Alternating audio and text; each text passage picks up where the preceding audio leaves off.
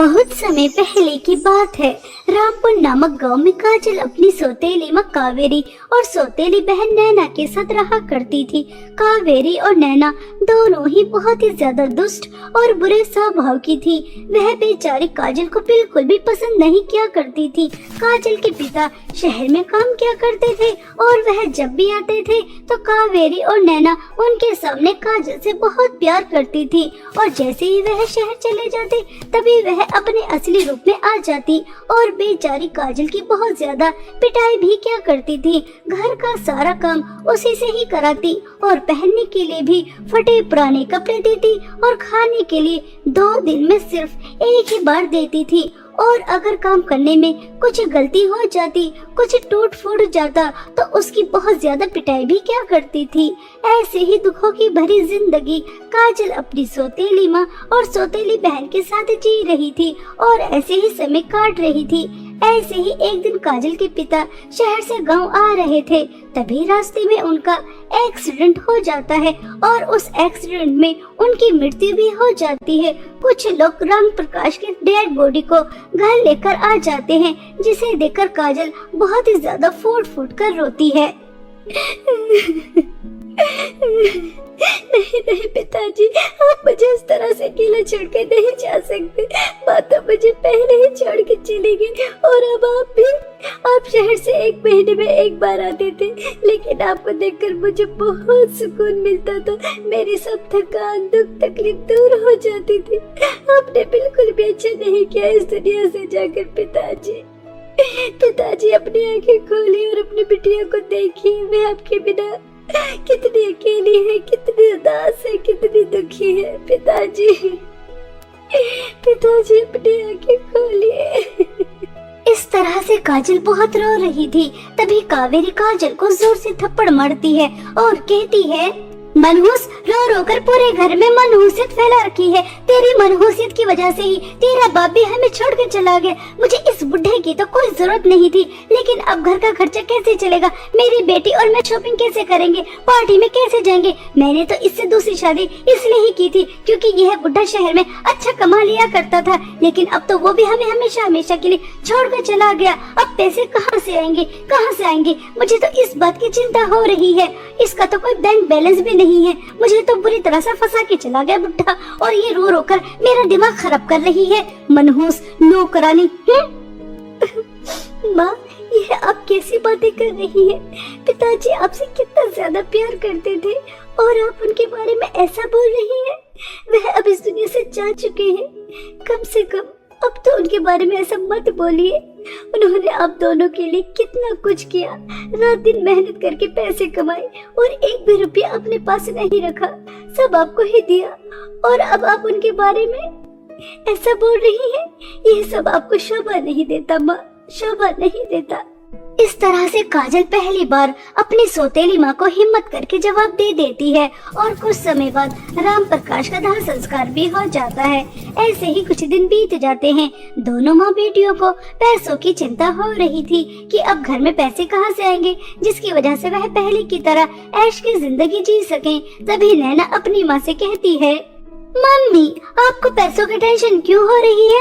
आपको पता नहीं हमारे घर में एक नौकरानी रहती है जो कि मेरी सौतेली बहन है। अब वह हमारे लिए पैसे कमा के लेकर आएगी, तभी हमारे घर में रह सकती है। आपने चालाकी से सारी प्रॉपर्टी तो अपने नाम करा ही ली है। अगर वह हमारे लिए नौकरी नहीं करेगी, पैसे नहीं कमाएगी, तो सिंपल उसे धक्के मारकर घर से बाहर निकाल देना। कैसा लगा आपको मेरा आइडिया? जल्दी बताइए ना मम्मी। अरे वाह मेरी प्यारी बच्ची, तूने मुझे कितना अच्छा आइडिया दे दिया। मैं तो बेकार में ही टेंशन ले रही थी। तूने बिल्कुल सही कहा। अब हमारे लिए पैसे कमाएगी, हमारे लिए भीख मांग के लेकर आए, ये लोगों के घरों में झाड़ू पोछा करे, मजदूरी करे, कुछ भी करे, हमें क्या मतलब? हमें तो बस पैसे चाहिए, पैसे, जिससे हम ऐश कर सके।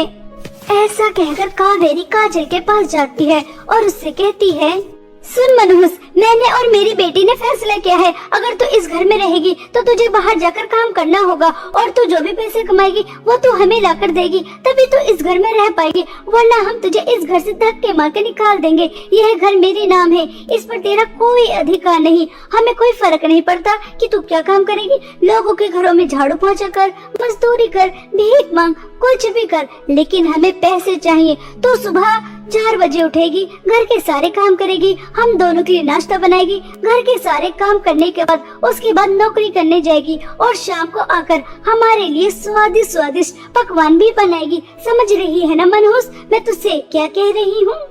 माँ, मैं बाहर काम करने तो जा सकती हूँ, लेकिन सुबह जल्दी उठकर पहले मैं घर के काम करूँ, फिर उसके बाद नौकरी करने जाऊँ और फिर शाम को आकर आप लोगों के लिए खाना भी बनाओ।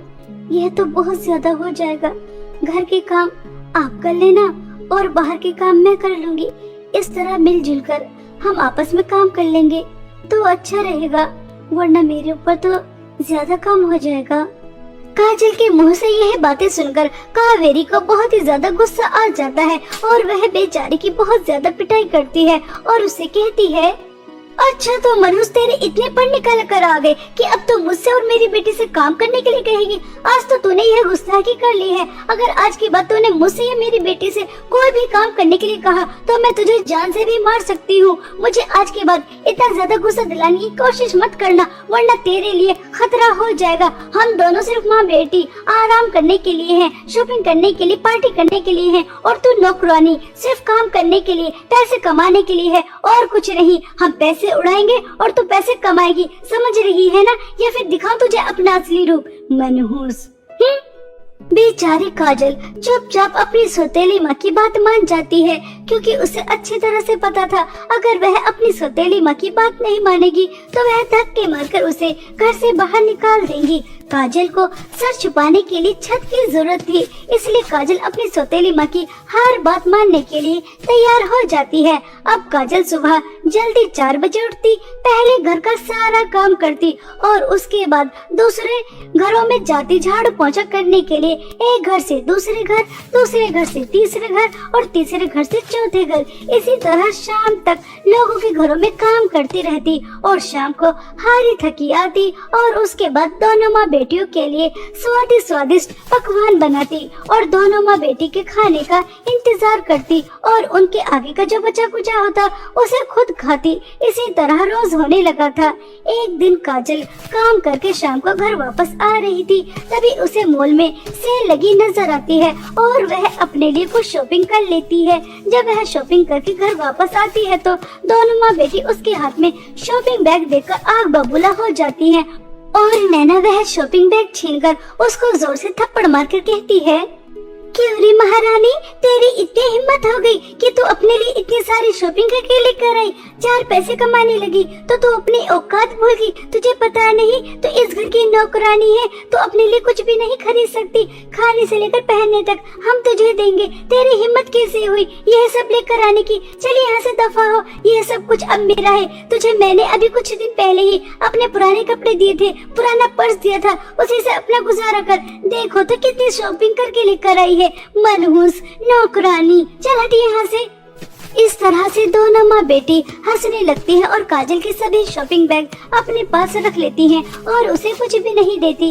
यह सब देखकर काजल को बहुत दुख होता है और वह अपने माता पिता को याद कर कर बहुत रोती है। माँ, पहले आप मुझे अकेला छोड़ के चले गए, फिर पिताजी भी मुझे अकेला छोड़ के चले गए। आप दोनों को मुझे इतनी जल्दी छोड़ के जाने की क्या जरूरत थी? क्या आप दोनों को मेरे ऊपर जरा भी तरस नहीं आया? क्या आप दोनों के बिना यह मेरी जिंदगी कैसी हो जाएगी? मेरी जिंदगी जिंदगी नहीं लग रही। ऐसा लग रहा है जैसे बस मैं कोई रोबोट हूँ, काम करने के लिए ही बनी हूँ। मेरे अंदर तो इमोशंस है ही नहीं। मेरी सौतेली और सौतेली बहन मेरे ऊपर कितना जुल्म और अत्याचार कर रही है। आपको तो सब दिखाई दे रहा होगा। काश मैं भी आप लोगों के पास आ जाती तो कितना अच्छा रहता। कम से कम ऐसी जिंदगी से तो छुटकारा मिल जाता जैसी मैं जी रही हूँ। अपने लिए एक सूट भी नहीं खरीद सकते, एक पर्स भी नहीं खरीद सकते। देखिए, थोड़ी सी शॉपिंग की वो भी मुझसे छीन ले। ऐसा सोचकर काजल बहुत ज्यादा रोती है और वह दोबारा से अगले दिन जल्दी उठती है, घर का सारा काम करती है और लोगों के घरों में झाड़ू पोछा करने के लिए निकल जाती है। काजल काम करने के लिए जा रही थी, तभी उसे रास्ते में एक बूढ़ी औरत मिलती है। बहुत सारा सामान लेकर जा रही थी, लेकिन उनसे चला नहीं जा रहा था। तभी काजल उनकी मदद करती है, उन्हें उनके घर तक छोड़कर आती है। तभी वह बूढ़ी औरत काजल से कहती है, बेटा तुम कितनी अच्छी हो, मैं कितनी दूर से आ रही थी, मुझे इतने सारे लोग भाग मिले, लेकिन किसी ने मुझे देखकर मेरी मदद करने के लिए नहीं कहा, और जैसे ही तुमने मुझे देखा तुरंत तुमने मेरी मदद की। खुश रहो बेटा, खुश रहो। काजल तुरंत उस बूढ़ी औरत की मदद करके अपने काम पर जाने के लिए जल्दी जल्दी जा रही थी। तभी उसे कहीं से आवाज आती है, अरे यहाँ कोई आसपास है क्या? कोई मुझे पानी पिला सकता है? मैं बहुत प्यासा हूँ, मुझे बहुत तेज प्यास लगी है। काजल वह आवाज सुनकर थोड़ी दूर चलती है तो एक हिरण प्यास के मारे करहा रहा था। काजल तुरंत नदी से पानी लेकर आती है और उस हिरण को पिलाती है। वह हिरण पेट भरकर पानी पी लेता है और फिर काजल से कहता है, काजल तुम कितनी अच्छी हो, तुम्हें काम पर जाने के लिए देरी हो रही थी, फिर भी तुमने मेरी आवाज सुनी, मुझे पानी पिलाया। पहले तुमने उस बूढ़ी औरत की मदद की, फिर मेरी मदद की। यह जानते हुए भी अगर आज तुम काम पर नहीं गई तो तुम्हारी सौतेली माँ और सौतेली बहन तुम्हारी कितनी ज्यादा पिटाई करेंगी। तुम्हारा दिल बहुत बड़ा है, कम ही लोग होते हैं जो अपने से पहले दूसरों के बारे में सोचते हैं, इसलिए मैं तुम्हारी मदद करना चाहता हूँ। यहाँ से कुछ दूर चलने के बाद तुम्हें जादुई सोने और चांदी की पर्स की नदी मिलेंगी, तुम वहाँ पर जाओ, वहाँ तुम्हारी सब दुख परेशानी दूर हो जाएंगी और ऐसे ही हमेशा दूसरों की मदद करती रहना। हिरण की बातें सुनकर काजल खुश हो जाती है और वह हिरण की बताई हुई जगह पर जाने के लिए निकल जाती है। तभी काजल को जादुई सोने और चांदी के पर्स की नदी मिल जाती है, जहां एक तरफ सोने के पर्स बह रहे थे और दूसरी तरफ चांदी के पर्स बह रहे थे। तभी जादुई सोने के पर्स से आवाज आती है, अगर तुम मेरे जादुई सोने के पर्स के अंदर हाथ डालोगी तो तुम्हें बहुत सारे सोने के सिक्के, हीरे जवाहरात मिलेंगे, लेकिन उससे पहले तुम्हें मेरे लिए एक काम करना होगा। मेरी शक्तियाँ दिन पर दिन कम होती जा रही हैं, इसलिए मेरे जादुई सोने के पर्स की नदी को 10 बच्चों की बलि चाहिए। क्या तुम 10 बच्चों की बलि चढ़ाने के लिए तैयार हो? तभी तुम्हें यह जादुई सोने का पर्स मिलेगा और तुम इस दुनिया पर राज करोगी। तुमसे ज्यादा अमीर कोई और हो ही नहीं सकता। काजल, मेरी भी शक्तियाँ दिन पर दिन कम होती जा रही है, लेकिन मैं तुमसे 10 बच्चों की बलि नहीं मांगूंगा। बस तुम 1 महीने तक लगातार 100 बूढ़ी औरतों की मदद करना, उनकी सेवा करना और दोबारा से मेरे जादुई चांदी के पर्स की नदी में डुबकी लगाना, तो मेरी शक्तियाँ वापस आ सकती हैं। लेकिन उसके बदले तुम्हें कुछ नहीं मिल सकता, बस मैं जीवित रह सकता हूँ और मेरे पास तुम्हें देने के लिए कुछ नहीं है। अगर तुम ऐसा नहीं करोगी तो कुछ दिन बाद मैं खत्म हो जाऊंगा। अब तुम्हारे हाथ में है कि तुम मेरी मदद करना चाहती हो या फिर धन दौलत प्राप्त करने के लिए 10 बच्चों की बलि चढ़ाने के लिए तैयार हो। जादुई चांदी के पर्स की नदी, मैंने सोच लिया है मुझे क्या करना है। मैं धन दौलत का लालच नहीं करूंगी। अगर मेरी वजह से किसी का भला हो जाता है तो इससे अच्छी बात क्या ही होगी। हमेशा मेरी माँ समझाती थी कि दूसरों की मदद करना चाहिए, धन दौलत का कभी लालच नहीं करना चाहिए।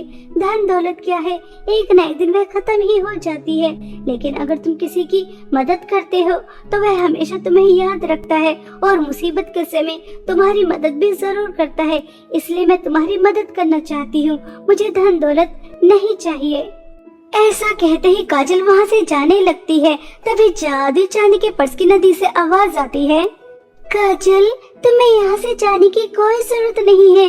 तुमने धन दौलत का लालच नहीं किया, तुमने दूसरों की मदद करने का फैसला किया। मैं तो बस तुम्हारी परीक्षा ले रही थी और कुछ नहीं। तुम अपनी परीक्षा में पास हो चुकी है। अब तुम जादू चांदी के पर्स की नदी से एक जादू चांदी का पर्स लेकर जा सकती हो। जब भी तुम इसके अंदर हाथ डालोगी तो तुम्हें पैसे ही पैसे मिलेंगे। इस जादू चांदी के पर्स के पैसे कभी खत्म नहीं होंगे। जादुई चांदी के पर्स की नदी की बातें सुनकर काजल खुश हो जाती है और अब वह अपनी सौतेली माँ के घर वापस नहीं जाती। जादुई चांदी के पर्स से पैसे निकालती है और अपने लिए एक सुंदर सा घर खरीदती है और एक बहुत बड़ी शॉप खोलती है जिसके अंदर वह बहुत सुंदर सुंदर पर्स रखती है और गांव के गरीब और परेशान लोगों की भी बहुत मदद करती है। इस तरह काजल अपनी सौतेली माँ से बहुत दूर एक हंसी खुशी जीवन बिता रही थी।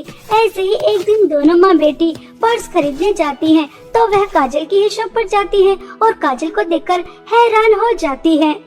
मम्मी, यह इस नौकरानी की शॉप है। यह कितनी ज्यादा अमीर होगी। इस नौकरानी ने जरूर कहीं लंबा हाथ मारा है, तभी तो यह हमारा घर छोड़कर यहाँ आकर इतनी दूर शहर में बस गई और अपनी इतनी बड़ी शॉप भी खोल ली। नहीं नहीं बेटा, अगर यह नौकरानी चोरी करती तो इतनी खुलेआम काम नहीं करती। चक्कर कुछ और है, पता लगाना ही होगा।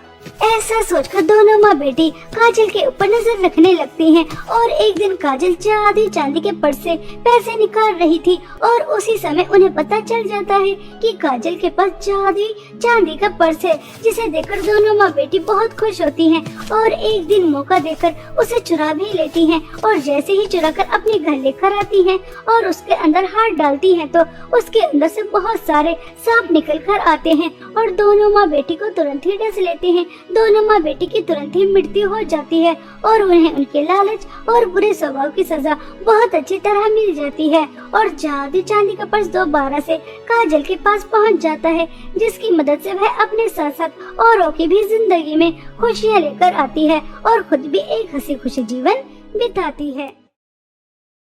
बहुत समय पहले की बात है। सोनापुर नामक गांव में 3 बहनें पूनम, संध्या और वर्षा, तीनों बहनें अपनी माँ कलावती के साथ रहती थी। तीनों बहनें बहुत ही ज्यादा सुंदर थी, लेकिन वह हमेशा दस्ताने पहने रखती थी। वह किसी भी चीज को हाथ नहीं लगा सकती थी। अगर पूनम किसी चीज को हाथ लगाती तो वह चीज बर्फ की बन जाती और संध्या अगर किसी चीज को हाथ लगाती तो उस चीज में आग लग जाती और वर्षा अगर किसी चीज को हाथ लगाती तो मानो जैसे धरती पर भूकंप आ गया हो, सब चीजें बुरी तरह से हिलने लग जाती। इसलिए तीनों बहनें भूल कर भी अपने दस्ताने नहीं उतारती थी। आज तीनों बहनों का कॉलेज में पहला दिन था।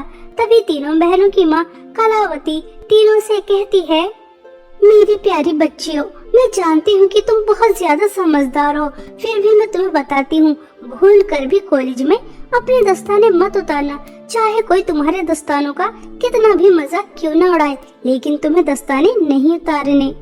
माँ, मुझे एक बात समझ में नहीं आती, हम साधारण सी तो लड़की हैं, फिर हमारे पास ये शक्तियाँ क्यों हैं? आज तक आपने हमें इसके बारे में नहीं बताया, आज तो आपको हमें बताना ही होगा। ठीक है बेटा, यह बात बहुत पुरानी है। यह सब कुछ तुम्हारे पिताजी की वजह से हुआ। तुम्हारे पिताजी एक लड़की से प्यार करते थे और उन दोनों की शादी भी होने वाली थी। शादी वाले दिन ही तुम्हारे पिता को पता चला जिस लड़की से वह प्यार करते हैं असल में वह चुड़ैल है, जिसने सुंदर लड़की का मुखौटा पहन रखा है। तभी तुम्हारे पिताजी उस चुड़ैल को मंडप में छोड़कर भाग गए और उन्होंने मुझसे शादी कर ली। और जब इस बात की खबर चुड़ैल को लगी तो उसने तुम्हारे पिताजी को श्राप दिया कि तुम्हारे यहाँ पर जो भी संतान होगी वह साधारण नहीं होगी। उस चुड़ैल के श्राप की वजह से ही तुम तीनों किसी चीज को हाथ नहीं लगा सकती बेटा। पिताजी को ऐसा नहीं करना चाहिए था। अगर वह चुड़ैल से प्यार करते थे तो उसे शादी भी कर लेते। उनकी वजह से हमें ये श्राप तो मिला नहीं होता। हम तीनों बहनों को कितनी परेशानी होती है हम ही जानते हैं। ऐसा कहकर तीनों बहनें कॉलेज चली जाती हैं। तभी तीनों बहनों को कॉलेज की सीनियर लड़कियां देख लेती हैं और वह उनके पास जाती हैं और उनसे कहती हैं, आज तुम तीनों बहनों का इस कॉलेज में पहला दिन है और हम इस कॉलेज के सीनियर लड़कियां हैं, इसलिए तुम्हारी रैगिंग होनी तो जरूर है।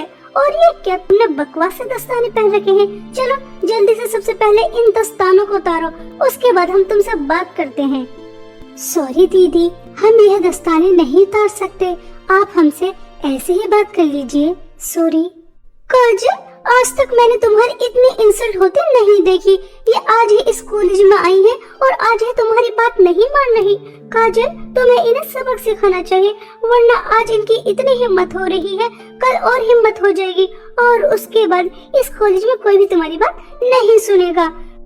हाँ दिव्या, तुम बिल्कुल सही कह रही हो और तुम बेवकूफ लड़की हो। ये जो तुमने बेवकूफी की है ना मेरी बात ना मानकर, इसकी सजा तो तुम्हें जरूर मिलेगी। पूनम, तुम इस पूरे कॉलेज के 20 चक्कर लगाओगी और संध्या तुम इस पूरे कॉलेज की सफाई करोगी। वर्षा, तुम जितने भी वॉशरूम और जितने भी टॉयलेट्स हैं उन्हें तुम साफ करोगी और यह काम 2 घंटे के अंदर अंदर हो जाना चाहिए। अगर 2 घंटे के अंदर अंदर नहीं हुआ तो तुम्हें और बड़ी पनिशमेंट मिलेगी। समझ आ रही है या फिर मैं तुम्हें अपने स्टाइल में समझाऊं? बेचारी तीनों बहनें अपने काम में लग जाती हैं। पूनम पूरे कॉलेज के 20 चक्कर लगाती है, जिसकी वजह से वह थककर नीचे गिर जाती है और संध्या पूरे कॉलेज की सफाई करती है और वर्षा बेचारी सारे टॉयलेट, सारे वॉशरूम साफ करती है। इतना सारा काम करने की वजह से तीनों बहनें बहुत ज्यादा थक जाती हैं और वह अपनी क्लास भी नहीं ले पाती और घर आ जाती हैं। अब रोज ऐसा ही होने लगा था। काजल तीनों बहनों से रोज दस्ताने उतारने के लिए कहती और तीनों बहनें मना कर देती और उसके बाद काजल उन तीनों बहनों को कड़ी से कड़ी सजा देती। एक दिन काजल दिव्या से कहती है, दिव्या, कहीं ना कहीं कुछ ना कुछ तो गड़बड़ है जो हमें दिखाई नहीं दे रही। हम इन तीनों बहनों को बड़ी से बड़ी, कठिन से कठिन सजा देते हैं, लेकिन ये तीनों बहनें अपने दस्ताने उतारती नहीं है, सजा के लिए तैयार हो जाती हैं। हमें कुछ तो करना होगा जिससे हमें पता चले आखिर इन दस्तानों के पीछे राज क्या है। ऐसा कहकर दोनों एक प्लान बना लेती हैं और दिव्या 3 गिलास के अंदर नशीली दवाई डालकर तीनों बहनों के पास लेकर जाती है और उनसे कहती है, आज तुम्हें बहुत कठिन सजा मिली है। मैं काजल जितनी कठोर नहीं हूँ, इसलिए मैं तुम तीनों के लिए जूस लेकर आई हूँ। तुम तीनों बहन आराम से पी लो, ठीक है? उसके बाद काम कर लेना। बेचारी तीनों बहनों को कहाँ पता था कि उनके साथ क्या होने वाला है। जैसे ही तीनों बहनें वह जूस पीती हैं, तो तुरंत तीनों बेहोश हो जाती हैं और उन तीनों के बेहोश होते ही काजल और दिव्या उनके दस्ताने उतार देती हैं। और कुछ समय बाद जब उन्हें होश आता है तो वह देखती हैं कि उनके हाथ में तो दस्ताने ही नहीं है। तभी तीनों बहनें घबरा जाती हैं और संध्या रोते हुए दोनों बहनों से कहती है, दीदी, हमें अपने दस्ताने उतारने ना पड़े, हमारा राज किसी के सामने ना आए, इसलिए कॉलेज में आकर रोज हम काजल और दिव्या का इतना अत्याचार सहते हैं, इतना सारा काम करते हैं, हमारी पढ़ाई भी ठीक तरह से नहीं हो रही और उसके बाद भी हमारे पास हमारे दस्ताने नहीं है। लगता है ये राज अब सबके सामने आ जाएगा कि हम साधारण नहीं है, हमारे पास जादुई शक्तियाँ हैं और उसके बाद दीदी क्या होगा? हमें इस कॉलेज से निकाल दिया जाएगा, जैसा हमेशा से होता आ रहा है। संध्या, तुम रोना बंद करो। अब हम तीनों बहनों को यहाँ से बहुत सावधानी से घर जाना होगा। ध्यान रहे गलती से भी हमें कोई ना देख ले। ऐसा कहकर तीनों बहनें जाने लगती हैं, लेकिन इन तीनों बहनों की बातें काजल और दिव्या सुन लेती हैं और जैसे ही छुपकर तीनों बहनें घर जा रही थी, तभी काजल और दिव्या पीछे से तीनों बहनों को धक्का दे देती हैं और वह नीचे गिर जाती हैं। और वही होता है जो होना नहीं था। पूनम की वजह से जमीन बर्फ की बन जाती है और संध्या की वजह से कॉलेज में आग लग जाती है और वर्षा की वजह से धरती हिलने लग जाती है और इस तरह पूरे कॉलेज को पता चल जाता है कि ये तीनों बहनें कोई साधारण बहनें नहीं हैं। अरे अरे, ये तो हमारे कॉलेज में 3 चुड़ैल बहनें हैं, इन्हें जल्द से जल्द यहाँ से निकालो वरना ये हमें मारकर खा जाएंगी।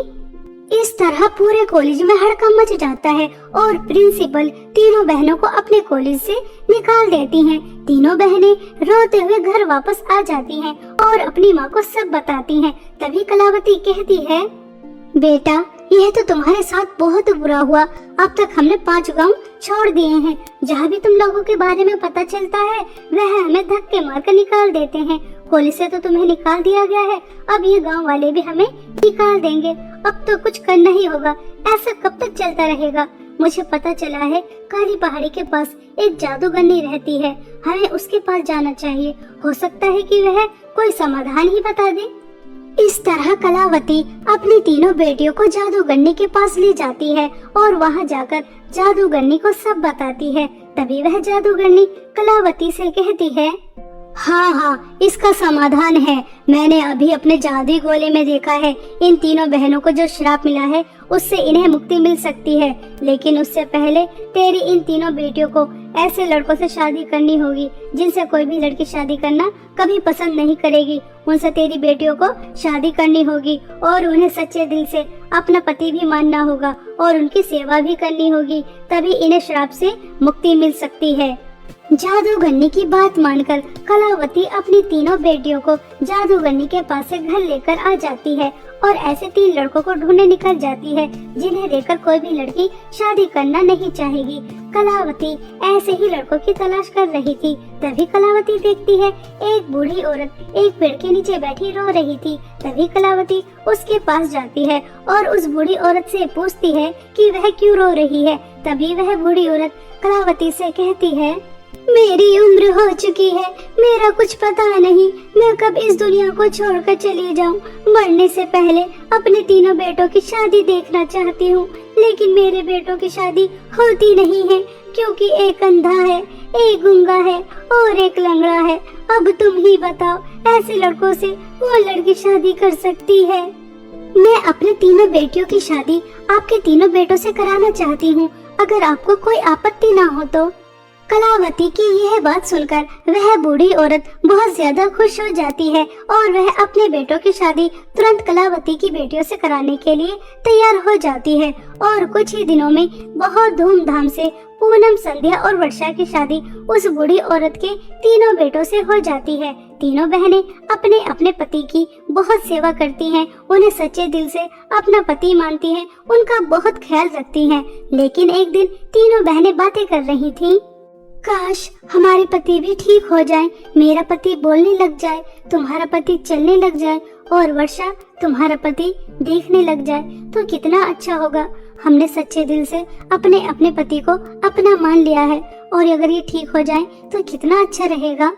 पूनम बस इतना कहती ही है, तभी वह देखती है कि तीनों के पति बिल्कुल ठीक हो जाते हैं, उनके अंदर किसी भी प्रकार की कोई कमी नहीं रहती। यह देखकर तीनों बहनें बहुत ज्यादा खुश हो जाती हैं। तभी तीनों बहनें समझ जाती हैं कि उन्हें श्राप से मुक्ति मिल चुकी है और उनका वह श्राप वरदान में बदल गया है। तीनों बहनें यह बात खुशी खुशी अपनी सास को बताती हैं। तभी वह खुश होकर अपनी तीनों बहुओं से कहती है, अरे वाह, मेरी तो एक नहीं, 2 नहीं, 3 बहुएं जादुई हैं, जिनकी जादुई शक्ति से मेरे बेटे बिल्कुल ठीक हो गए और अब तो धन दौलत की भी कोई कमी नहीं रहेगी। मेरे घर में साक्षात लक्ष्मी आई है, मैं तो धन्य ही हो गई ऐसी जादुई 3 बहुएं पाकर।